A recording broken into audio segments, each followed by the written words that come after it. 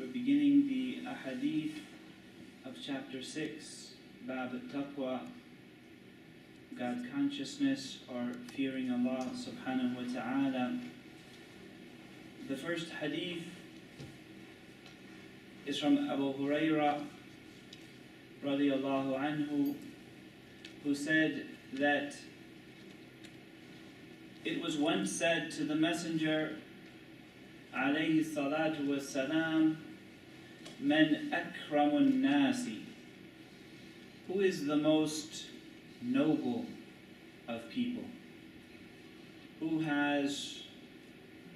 reaches the highest levels, or who is designated as having the highest level of karamim, or karama, karam, who is akram.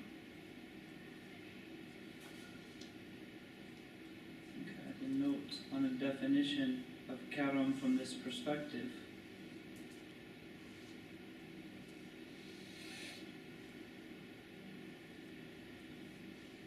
The root of karam is kathratul khair, an abundance of goodness. So they asked him, who is the most abundant in goodness?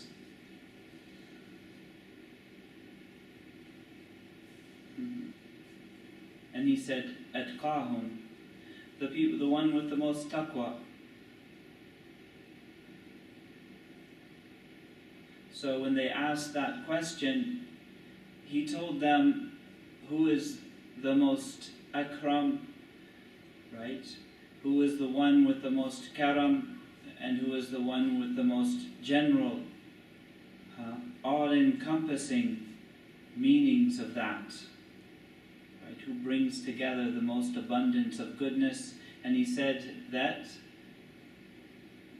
the person with the most fear of Allah subhanahu wa ta'ala, the person with the most consciousness of Allah subhanahu wa ta'ala.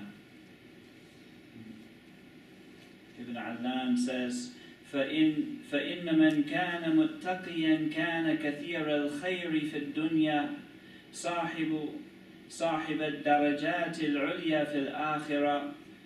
So whoever has taqwa has so much goodness in the dunya, and he possesses the highest levels in the akhirah.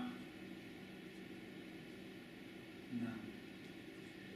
And some of the scholars said that the Kareem is the muttaqi, the person who has taqwa, and he is the person who is cut off from creation, from all other than Allah subhanahu wa ta'ala. What does it mean to be cut off from all other than Allah subhanahu wa ta'ala? In its kamal, in its balanced completion, does not mean that a person does not give rights to everything that surrounds them, from people, places, and things. But it means that their heart is not attached to people, places, and things. No, their heart is not attached. Their heart is not overwhelmed. The heart is not consumed. The heart is with Allah subhanahu wa ta'ala, and it has a consciousness of kullun min indillah, and it is supple and responsive to the invitation of Allah subhanahu wa ta'ala, and it is alert and attentive to all that moves around it and all that it hears, and it sees the invitations of Allah subhanahu wa ta'ala.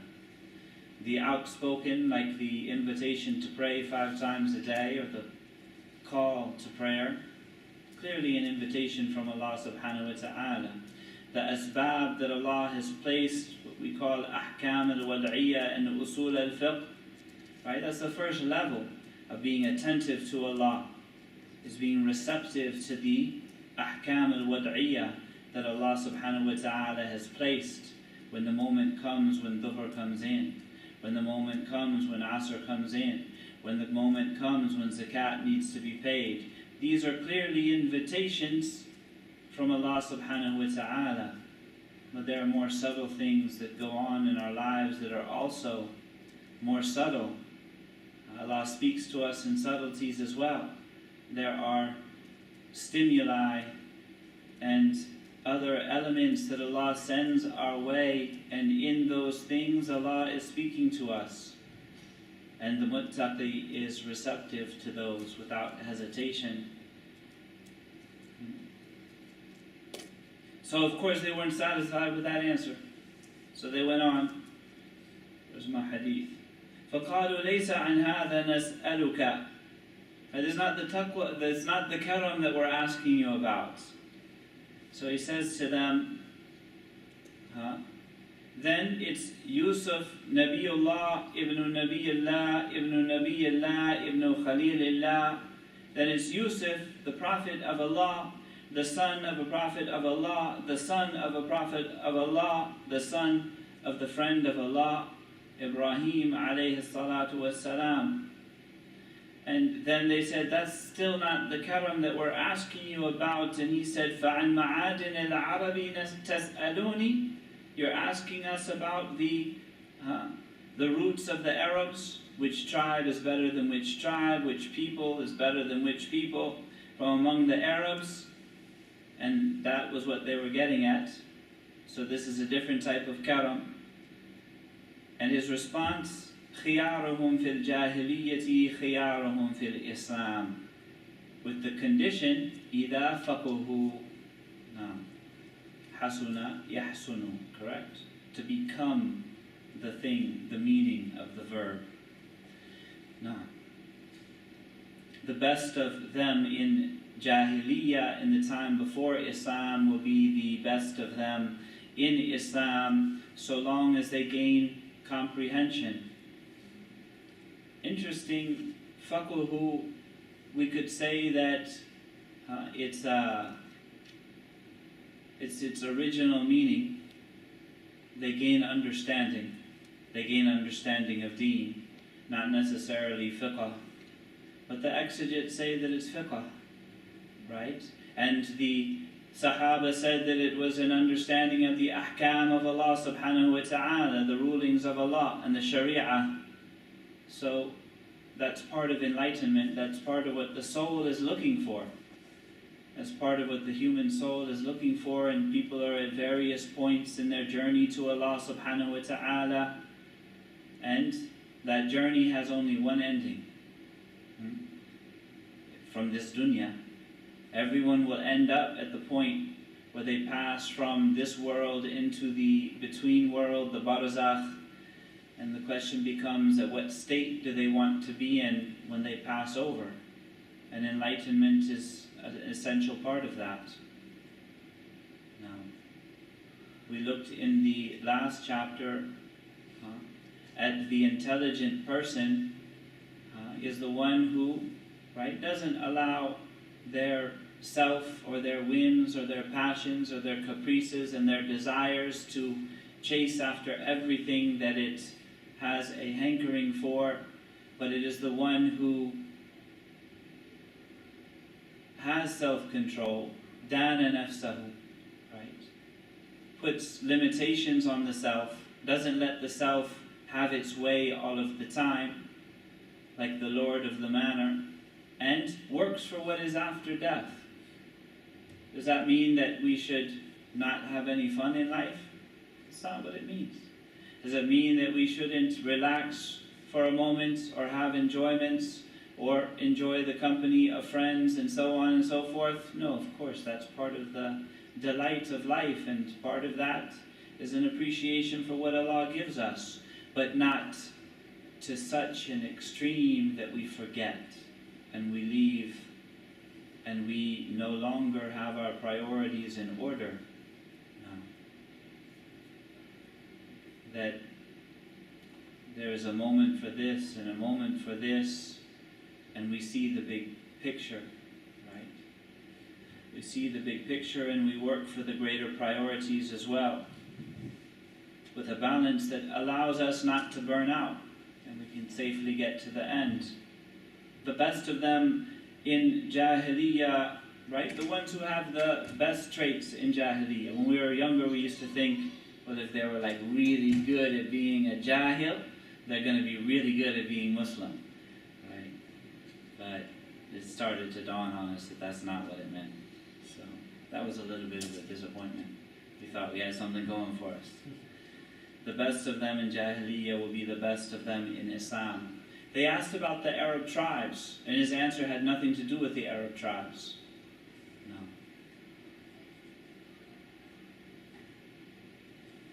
Racial differentiation doesn't have a place in Islam. It has a place amongst people. It has a place in the dunya. It's a habit that people use oftentimes to project their own insecurities onto other people, or because they don't feel confident enough about themselves, or they have certain fears about their life. They feel like they need to make themselves feel better than someone in the world. These are souls that are weak. These are souls that are damaged. We should, at the very least, feel sorry for these people, right? And never allow them to act on those feelings. But the person who manifests these attitudes, right, towards others is someone who's sick. It's not someone who's a good example. Someone who has problems. No. The differentiation, also Islam is not an absolute democracy. It's not. Right? We don't have an idea of absolute radical equality in Islam. Taqwa is definitely what is superior. And a person who's still holding on to racial superiorities, or thinking themselves superior to someone else, or thinking that someone else is less than just because of the way that they appear, or where they live, or the car that they drive, and so on, this is not a person of taqwa, right? And of course, the Prophet ﷺ said elsewhere, this is from the Jahiliyyah. This is from the ignorance. Right now in North America, we're in a time that there's a desire to celebrate aspects of ignorance. There's a desire to reject intelligence. There's a desire to avoid critical thinking. Subhanallah. So we get into a place where we become comfortable with the idea of ignorance. Okay? This is not looking at the big picture. This is not having our priorities in order. Right? It's fine that we can be lighthearted about our own shortcomings and the things that we don't understand and how things are over our heads and all of that, but again, not to the extreme. Right? Because we want to revel in our ignorance at one end of the week, but at the other end of the week we want to get upset with someone else because of things that they're doing to others that we don't particularly approve of, and we see them as ignorant. Well, you know, it's got to start somewhere. It's got to start straightening out somewhere. One of the first things that the absence of understanding leads people into is comfort with contradictions, or the inability to pick up on their own contradictions. And the first mark of an intelligent person is to be without contradictions. Allah help me to get rid of my contradictions. But look at this deen of Islam. It is an inspiration for everyone. It is open to everyone. The last Friday we talked about the statement of the Prophet ﷺ, Inni bu'ithtu ila an-nasi kaffa. I was sent to the entirety of humanity. No. وَمَا أَنَا إِلَّا رَحْمَةٌ مُهْدَاةٌ. I am nothing other than a gift of compassion to the world. وَإِنِّي بُعِثْتُ إِلَى كُلِّ أَحْمَرَ وَأَسْوَدٍ. And I was sent to every red person and every black person. And the statement of Imam al-Bajuri, who was Shaykh al-Azhar in his time, right? Originally from a village called al-Bajur. He was Arabi, but he said that the position of the theologians is that it is kufr to believe that Muhammad was sent to only the Arabs. He was sent to the entirety of humanity. He is a hope for the entirety of people, no matter where they are and what they're suffering through. And we ask Allah subhanahu wa ta'ala to not allow us and our egos to get in between the Prophet Muhammad sallallahu alayhi wasallam and the people who are looking for him. He has business with the people all around us. We have to hope that we don't become an obstacle to that we're such a burden on him, that we're such a drag on him, that we make it hard for him to get his message to the people that he was sent to the world to get it to. We all have someone like that in our lives, right? Who's very needy, needs us to do this, that, and the other for them, but makes it hard for us to take care of them, you know? And if they could just maybe be a little bit more easier to work with, then they would be much happier. We ask Allah subhanahu wa ta'ala to not let us be that person. Ya Rabb. If they gain comprehension of deen, because it's when we don't have comprehension of deen that we become that person. The one who gets in the way. The one who misleads others with acts of commission and omission, either by telling them that Islam is not what it is, or telling them that Islam is things that it is not. What a mess. But without the ability to think critically and to have acumen and to immerse ourselves into a place where we can soak in an understanding of the deen, and we gain something called fiqhun nafs. Fiqhun nafs, Shaykh Usama Rifa'i would say, is when the understanding of the Sharia itself runs through the bloodstream of the faqih. So one person knows the data, one person can connect the dots, one person is very, very capable at cut and paste, but another person understands the dynamics of how Allah subhanahu wa ta'ala does not want haraj for you, does not want difficulty for you, but the difference between a true difficulty and inconvenience, to understand the souls that we speak to. The Sahaba said, كان رسول الله صلى الله عليه وسلم يتخولنا بالموعظة مخافة السآمة منا, in Sahih Bukhari, that the Prophet alayhi salatu wasalam used to choose just the best moments to speak to us about the deen, or to give us some admonishment, or give us some type of lecture or information or teaching, out of fear that we would get bored. But how do we know when that is without knowing the souls that we would speak to? No.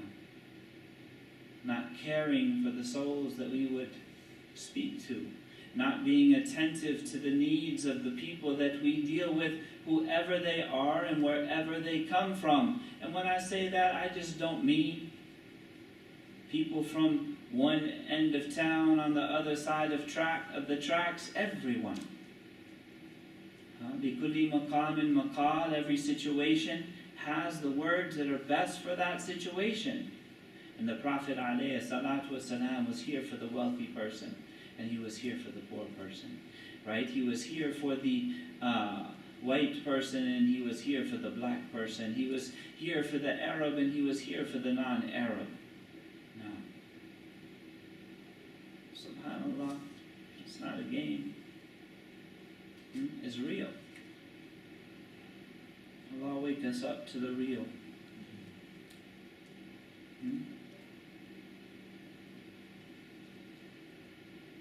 Imam Ali ibn Abi Talib used to say, "An-nasu niyam, wa idha matu stayqadhu." The people are asleep, and when they die, they wake up. Right? We need to wake up before that time. He also said, لو كشف عني الغطاء لما ازددت يقينا. If the veil between me and the unseen was lifted right now, I would not increase in certainty one bit. It was already there. It was already conscious of that. There was much more to Ali ibn Abi Talib than strutting around the battlefield, cutting people's heads off. SubhanAllah. He's a poet too. Radiallahu anhu. Karramallahu wajhah. Poetry requires lutf, gentleness, subtlety, awareness of nuance, appreciation of art, appreciation of what is beautiful. That's not for people who are coarse. And we'll have people who are coarse, and sometimes we need someone who's coarse. That's why Allah subhanahu wa ta'ala sends us people, right? Because everyone has a different calling. The second hadith, عن أبي سعيد الخدري رضي الله عنه عن النبي صلى الله عليه وسلم قال إن الدنيا حلوة خضرة وإن الله مستخلفكم فيها فينظر كيف تعملون فاتقوا الدنيا واتقوا النساء فإن أول فتنة بني إسرائيل كانت في النساء. Bani Israel, the children of Israel, they didn't just have mistakes, they had good things too. They accomplished useful things. They're followers of many prophets were sent to them, many messengers, books. But the reason why we recount their mistakes is because they were a group to whom a message was sent to, and the Muslims are a group who a message is sent to, and it's better to learn from the mistakes of others without having to be the hard-headed one who can only learn from their own mistakes after they've made them 3 times at least, right?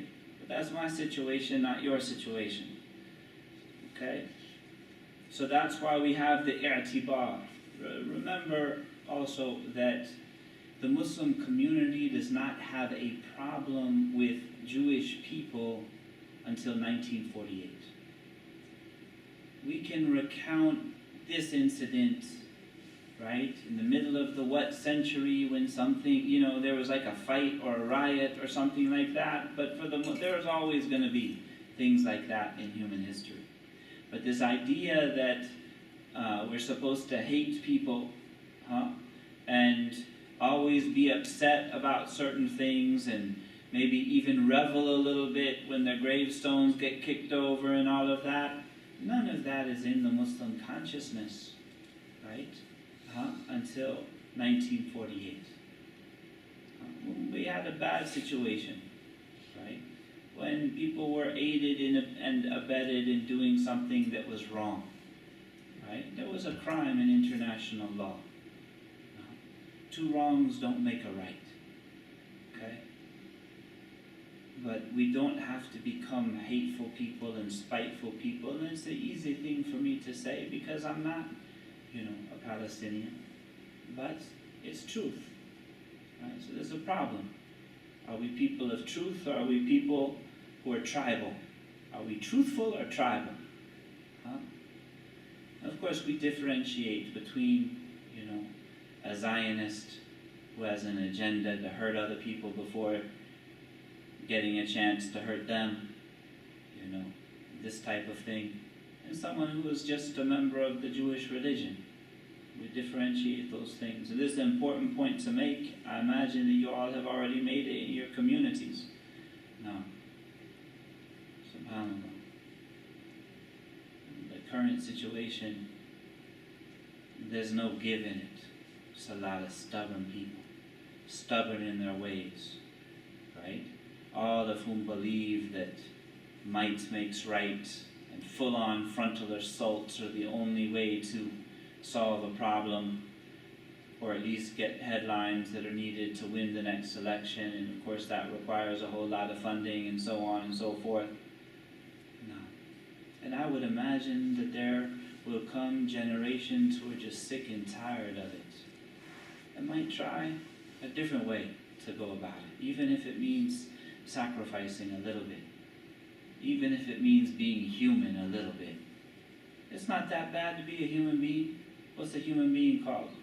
What does it mean to just be human and down to earth? To be Adami. That's what's needed. Not to be Adami and stupid. Not to be Adami and naive, because it's not from the nature of Ibn Adam to be stupid or naive. That's just naivete. That's just foolishness. So-and-so's a nice guy. Okay, true. But is he nice because he cares and he's sensitive and capable, or is he nice just because he's naive and he doesn't quite get it? Either way, he's a nice guy, but, you know, naivete will get everybody killed also.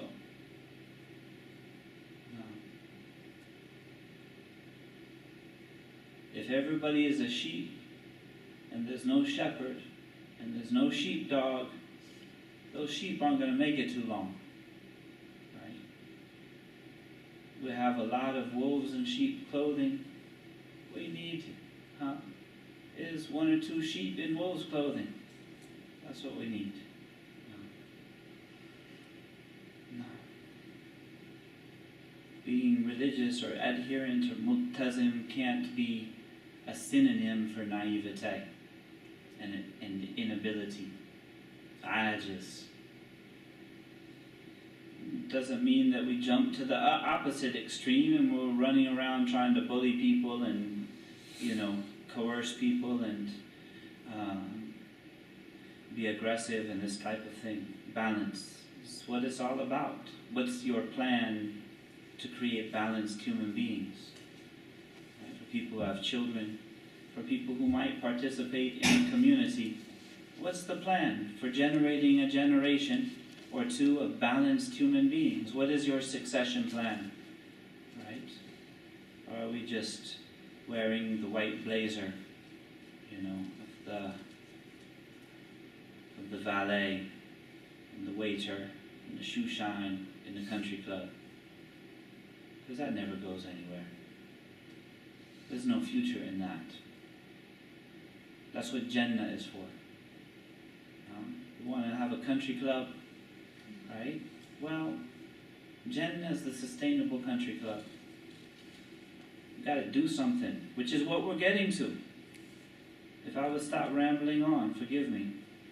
He said, Inna dunya, so we ended the hadith. I don't even know if I translated, so I'm sitting here rambling on about something that I haven't even told you what it means, even though you have English translations in front of you, inshallah.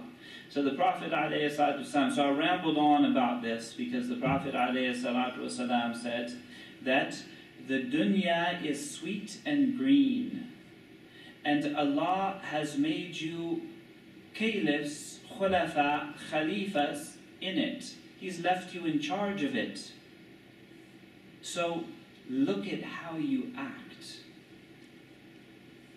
فَاتَّقُوا الدُّنْيَا. So here's our shahid for our chapter on taqwa. So protect yourself from the dunya and protect yourself from women. فَإِنَّ أَوَّلَ فِتْنَةِ, because the first of the schisms or crises or scandals of the children of Israel was had to do with women. And just to diffuse this as we look at what is more productive in the verse, right? Women are a fitna. Women are a fitna. right? Sayyid is laughing in the back, right? Right? Subhanallah. Women are a fitna. If they weren't a fitna, we would not have any kids, right? We would not have more, abna'u Adam, right? Because men, if they could avoid succumbing, right, to the attractions of women, they would, right? Because they have other things that they're more interested in doing in life. No. They have other things that they're more interested in doing in life, but Allah has made them susceptible to the attractions, right, of the fairer sex. So that is something that we should not act like it's not there, but it's not the fault of the sisters, right? It is a part of the organic nature of how Allah subhanahu wa ta'ala has created the world. But what Rasulullah sallallahu alayhi wa sallam is aiming at in this hadith is that a person should not be so overwhelmed with love and attraction to their partner or the opposite sex that they start to relinquish their responsibilities, fall short in their responsibilities, that they can't get stuff done, or here more specifically that there's something that a person needs to do, but because he's weak when it comes to the fairer sex, right? And the ulama say this includes people's wives.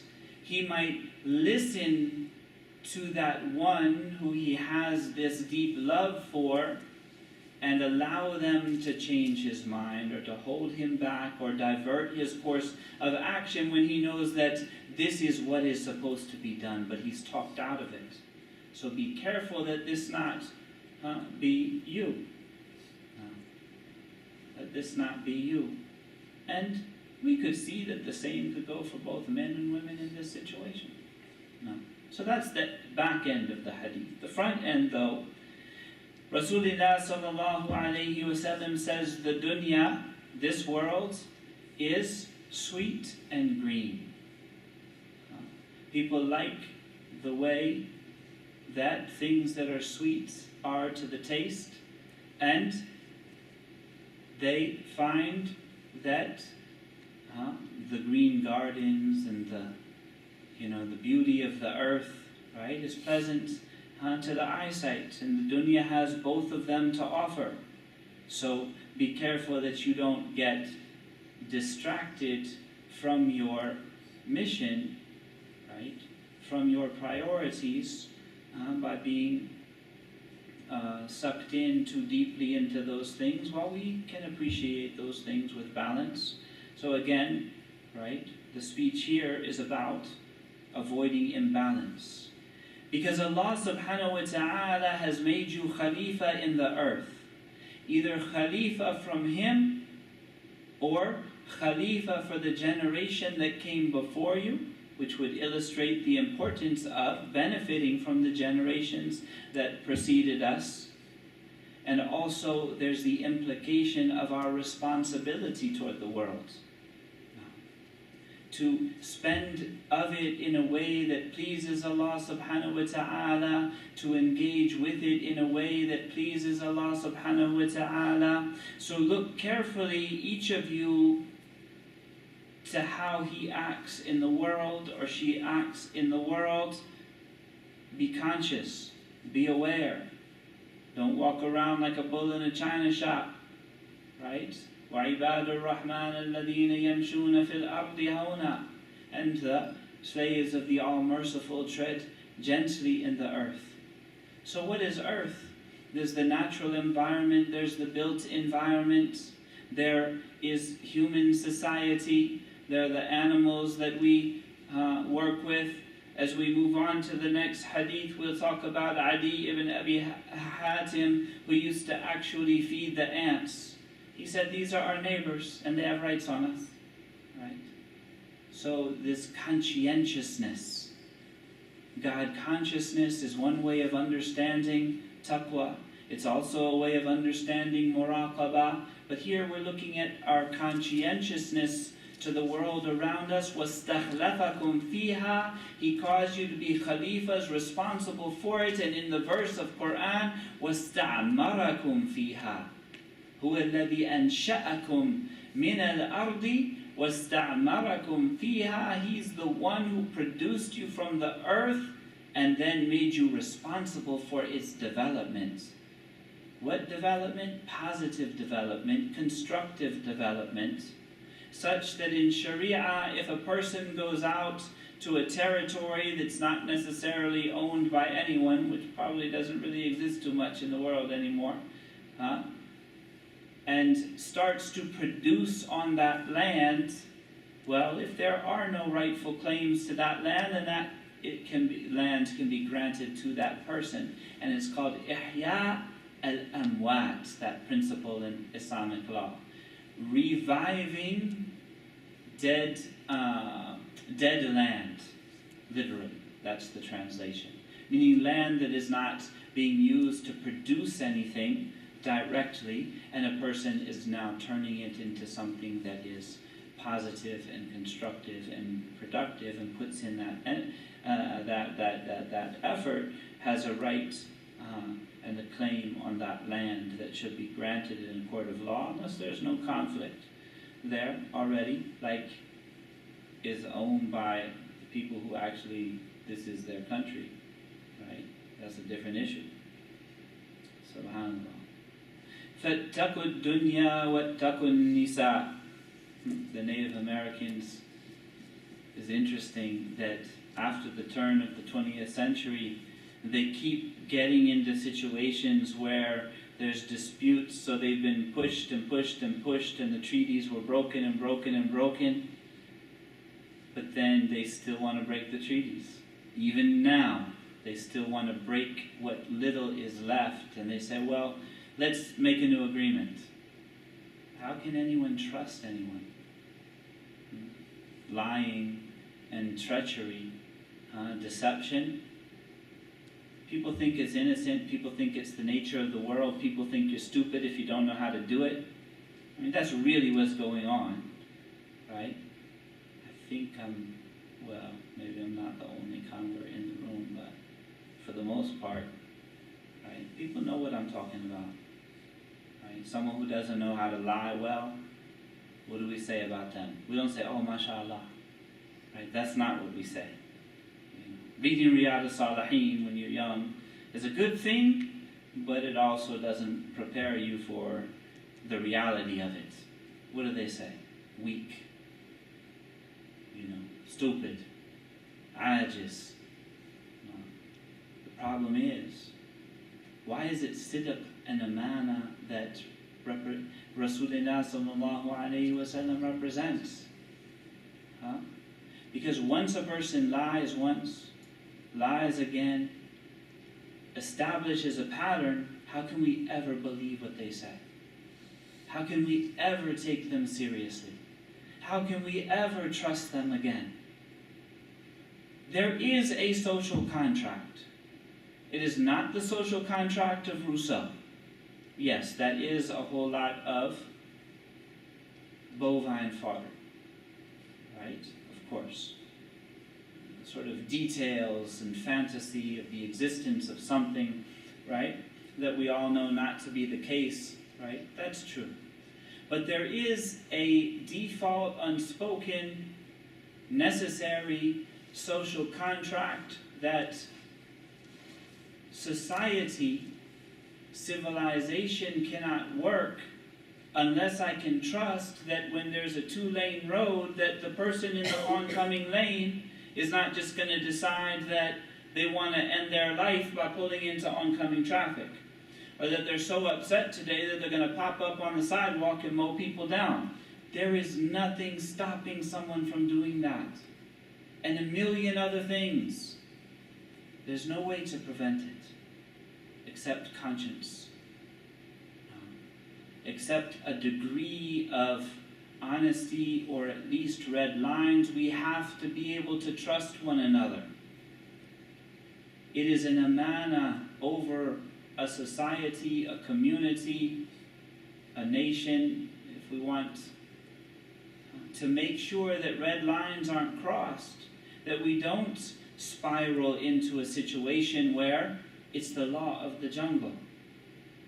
I fear that that's the direction this country is going in.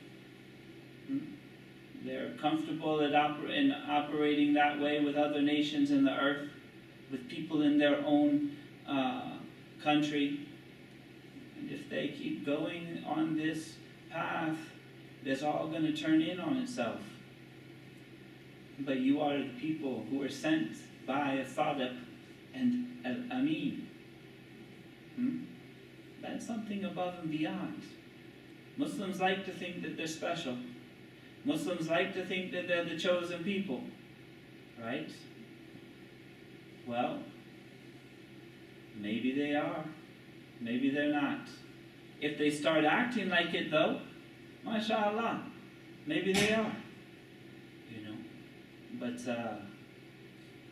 there's got to be something. We have to be more than just the person that gets into Jannah on a technicality. Who's the person who gets into Jannah on a technicality? He gets in with his La ilaha illallah intact.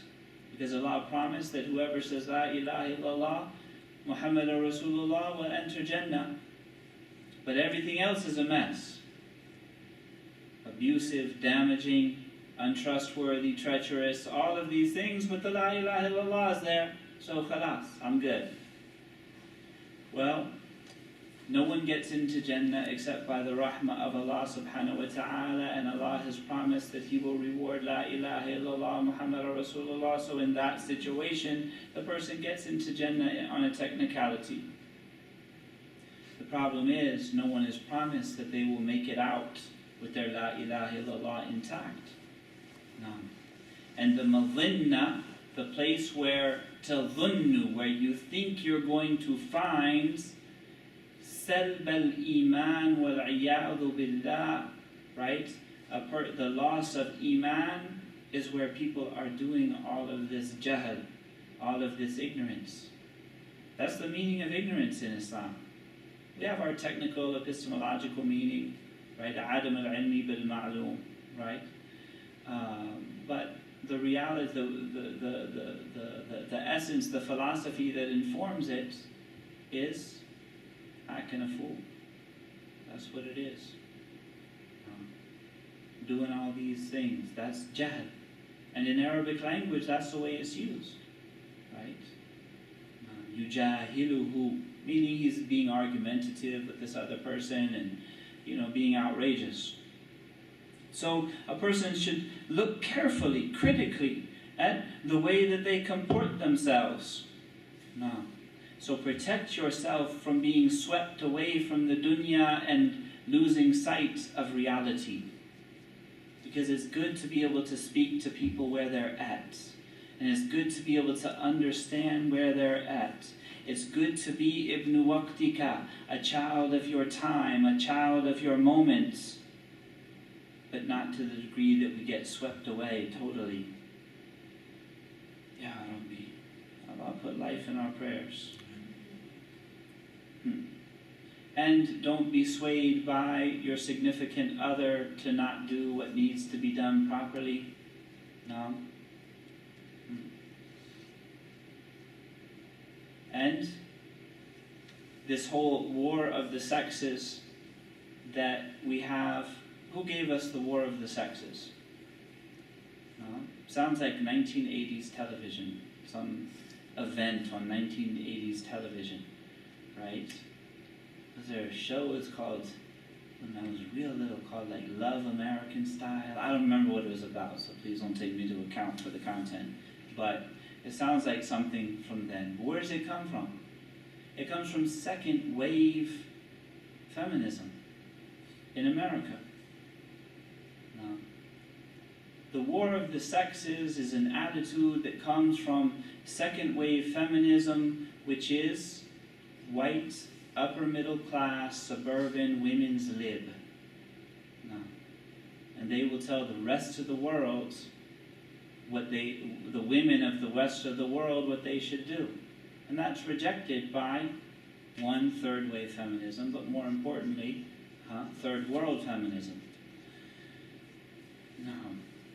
So, for there not to be fitna between the sexes, everyone has to work together.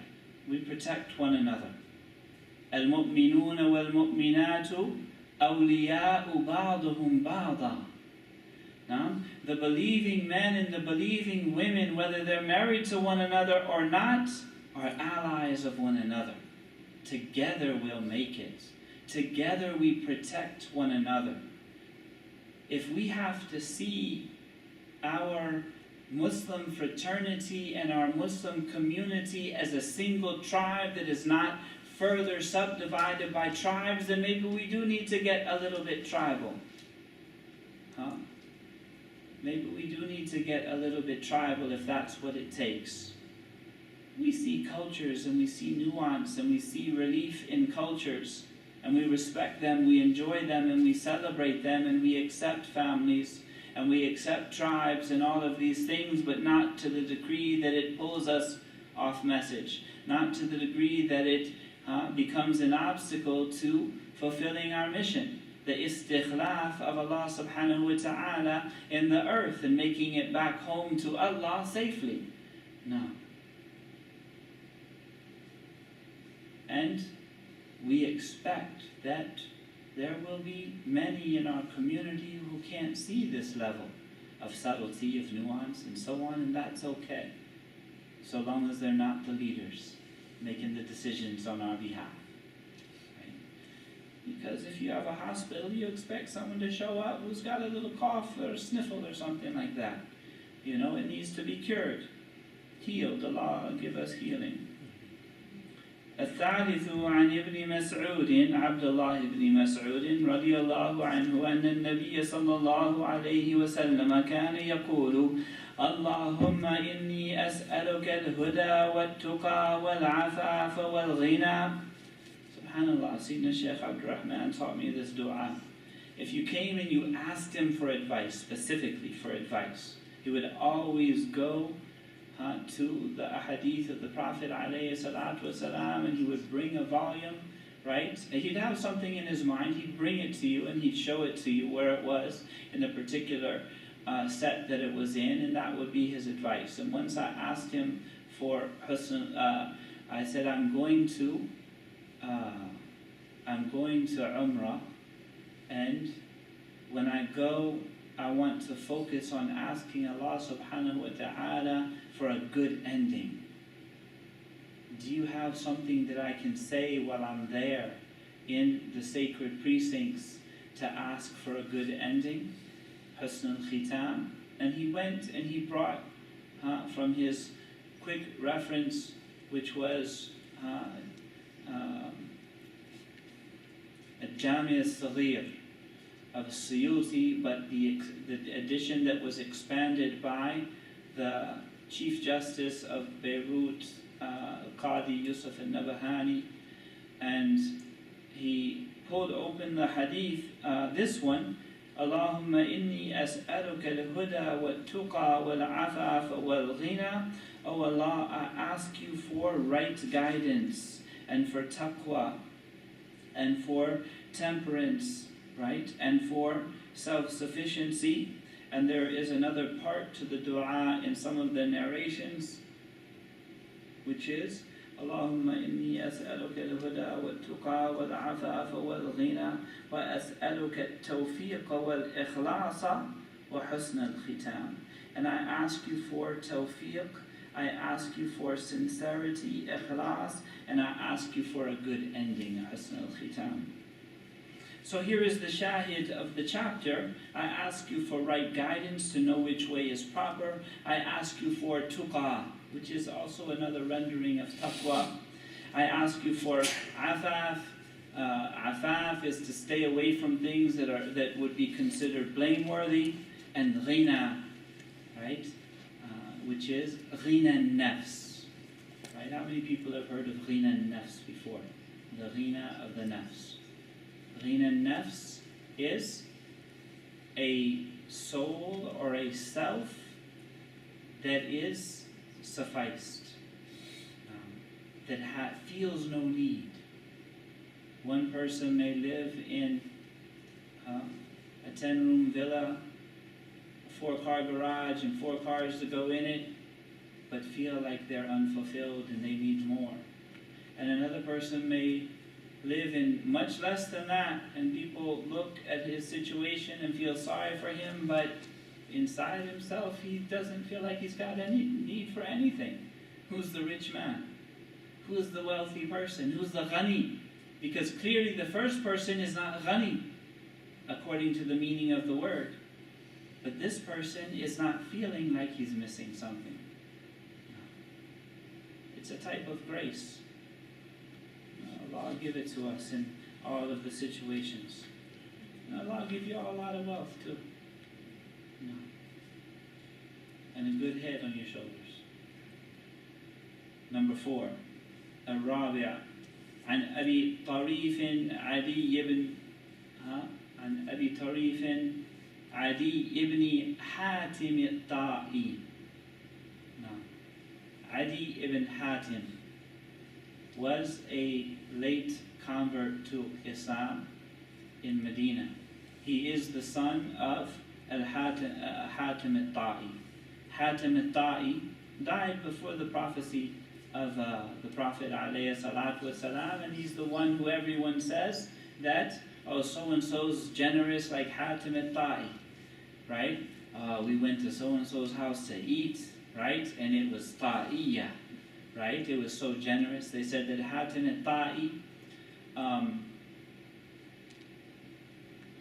think his name was like Julham, something like that. No. He came from a tribe called Tayya. So for people interested in Arabic language, right? There are aspects of Arabic that are considered to be part of the way that the tribe of Tayya used the word, right? So Tayya is on the same wazn as Sayyid. Tayya. This isn't Hatim's name, but the tribe that he comes from that's very generous, Tay. And Tay, the founder of the tribe, that wasn't his real name, but that it means to sort of like to fold something up, or maybe to unfold something, right? But it has something to do with the fact that they're the first person to create places for diyafa, right? So they used to have special places in their on their properties or wherever they were that were just to host guests, very generously. And the father of Adi was very, very generous, mashallah. Very, very generous. Let's see if I can remember a Hatim al-Ta'i story. So he knew that a group was coming. He knew something like 2 people were coming to visit him, and so he had to give each of them a slaughtered camel. So he rides out on his camel to go get 2 camels, right? I guess he goes out to a market, purchases 2 camels, brings them back, and he's going to give a camel to each person, which is way too much, right? And so he brings them back to wherever he's at, he slaughters them, he's having them cooked, they're all getting ready, and then the travelers coming to visit reach the horizon, and there they are, and it's not 2 but 3. So he just shakes his head, and he goes to his own camel and slaughters it and has it cooked up for the 3rd person. Right? So that's a Hatim al-Ta'i story. No. Subhanallah. From his karam, from this generosity, this magnanimity of his family that was also his own mark, this Adi. They said that Adi came to Rasulullah sallallahu alayhi wasallam. One narration says that his sister was taken prisoner by the Muslims at a battle somewhere. And she was a captive with the Muslims, and during her time in captivity she converted to Islam.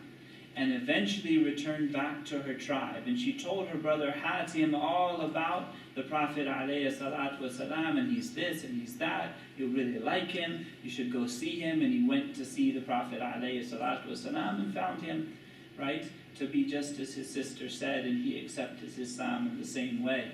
They said that when Abu Bakr as-Siddiq became the first Khalifa and the people were resisting the zakat and ready to fight in order to no longer hand over the zakat to the central authority, that Hatim al-Ta'i came from his tribe with their zakat collection, and he was the first one to give it forward, and nobody from his tribe broke rank and joined in the Ridda wars or withheld zakat. That right there is karam. That right there is a generous soul, right? Because that's what it comes down to. Not just putting on impressive feasts and doing all of these things, but being a person who's generous enough to stand by their principle even when it works against them. Allah give us something of that. He says in one of his narrations from the Prophet ﷺ that he heard the Messenger ﷺ say, "Man halafa ala yaminin thumma ra'a atqa lillahi minha falyati taqwa." And it's narrated by Muslim. Whoever swears an oath to Allah subhanahu wa ta'ala that they're going to do this thing. Now, that they're going to do this thing.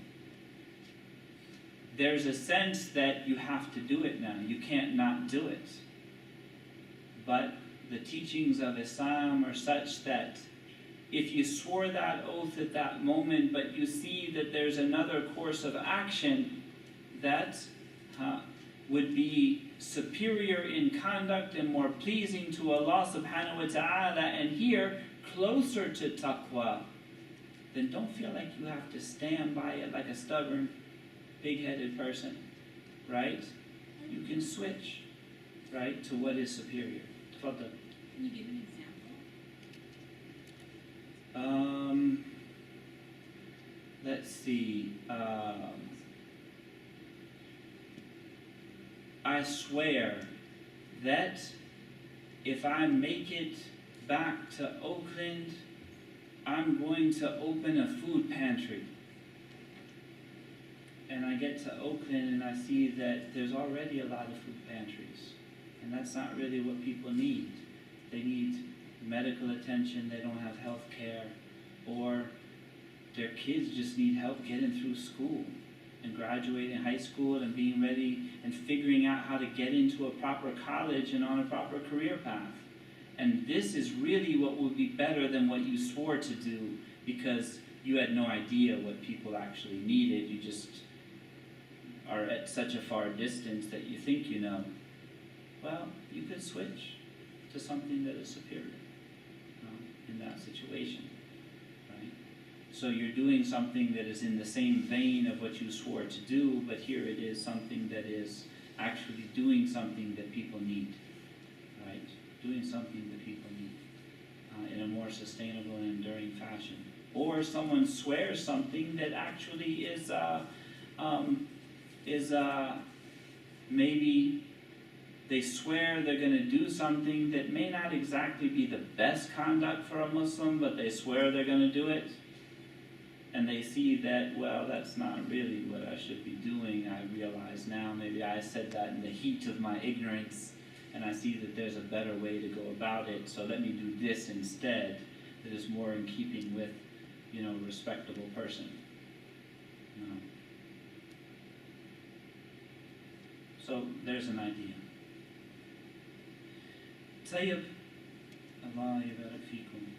Allah yubarak fikum. Allah give us generous souls and give our communities generous souls, right? People who keep alive what it means to be human in the world and has a sensitivity to the suffering of other people. No.